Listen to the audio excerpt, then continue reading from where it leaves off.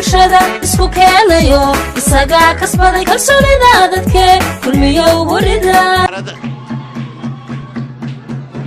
doontii aniga iyo Jawaal Cali Xuseen markii ay degtay anu waxaan sii adkaystay inaan mucaarad ahaado hase yeeshee wadani oo aanu anagu markii u yararkeynay inaanay mucaarad adag ahayn oo qayb ahaan kamida xukuumadda waxaana dhiirigelin aniga qof aan dhiirigelinayay rag iyo gabdho mucaarad adag ahaa oo xisabka hore kaga jiray xisbiga wadani oo ay kamid ahaayeen xildhibaan Reyte oo aad wada garanaysaan xildhibaan Saciid Cilmi Rooble inantii halkan ka hadlaysay Roode Cabdi Muuse oo intuba ay ahaayeen mucaarad mayal adag maantana dhammaantoodba jooga xisbiga kulmiye oo aanu isugu nimi wax dhiba oo ku jira in loo kala gudbo xisbiyadu ma jiro run xadiisi fiican bay u sharaxday in kalena way sheegtay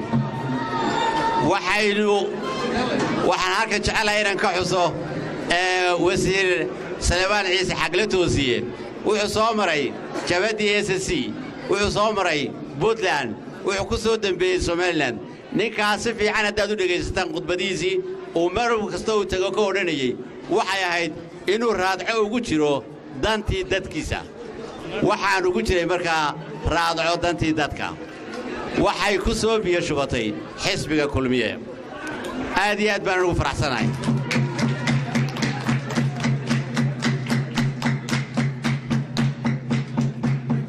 xisbiga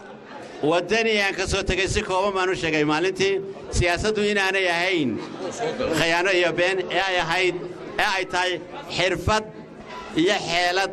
laga dheehan karo hanaanka maamul iyo meesha shacabka loo jihaynayo dawladda cusub ee madaxweynaha shanaad uu dalka ku hogaamin doono siyaasaddu waa xirfad iyo xeelad u baahan in sidaa loo habeeyo waxaan ku qancay oo aragtaan oo ka muuqata hogaaminta Muuse Biixi Cabdi iyo ku xigeenkiisaba in ay isugu yimaadeen ama ay ku soo hirteen aqoon-yahan badan iyo haldoor kuwaas oo khibrad dheeraad u leh caalamka iyo dalka gudihiisaba dhinaca kale markaad eegto waxa isugu soo ururay intii xukuumadda kulmiye iyo shacabka Soomaaliland isnacsiiyay haddaan taa ka gudbo dhinaca kale aan u dhigno waxaa xaqiiqa oo jira Muuse Biixi Cabdi iyo ku xigeenkiisa injineer Cabdiraxmaan Saylici way aragnimada ay dalkan u leeyihiin iyo taariikhda ay dalka ku leeyihiin musharaxiinta dhigoodii ma laha labadaba halkan aanu soo wada joognay 1990kii laga soo bilaabo ilaa iyo maanta oo aanu waxoogaan dibadda ku maqnaan shaqooyinka caalamka ku jiray waxay qayb ka ahaayeen wadada Muuse isagoo halkan buu soo galay dib u xoreyna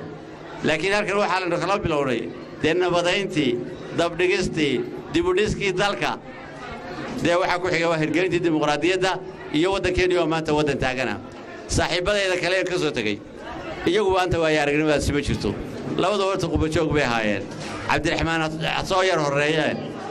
inanka kale iyo isagaba runtii markaan sheego aqoontaan isu leenahay waxay bilaabantay 2014 marka way aragnimada dalka loo leeyahay waa qaniimad dheeraad ah oo ay leeyihiin musharaxiinta ka tartamaya xisbiga kulmiye dhinaca kale haddaynu eegno bal hadda sidaa u eeg dambiilka musharax Muuse Biixi oo ku sido inta maanta isaga ku soo hiratay iyo dambiilka uu sito musharax Cabdiraxmaan Maxamed Cabdilaahi Ciro dhinaca waxaad arkaysaa aqoonyahanka iyo hadoorkii dhinaca kale waxa ku jira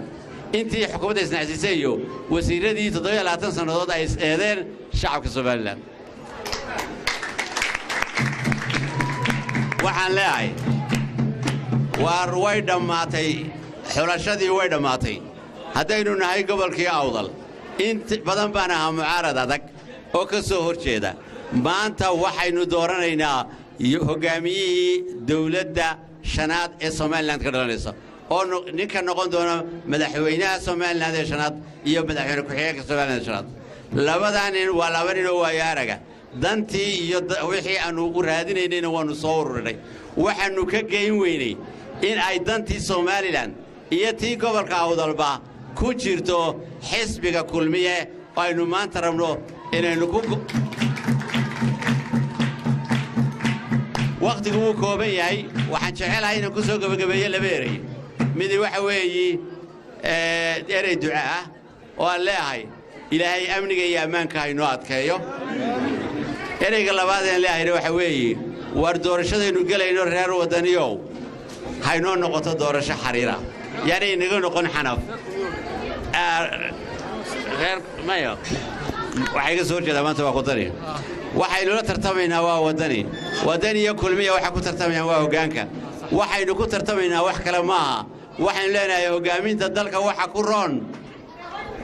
muuse biixi cabdi iyo waxa ku roon cabdiraxmaan xiro halkaa inay nala dhaafto waayo ama qabyaaladii nala gasho ama foolxumo kale nala gasho maaha waa inay noqotaa dadkan waa wada Somaliland hoggaamiyaha dalkan dan oo ana umaynu ku haynaaye doorashada xaruur ay noogu dhacdo ilaahay baa doorta madaxda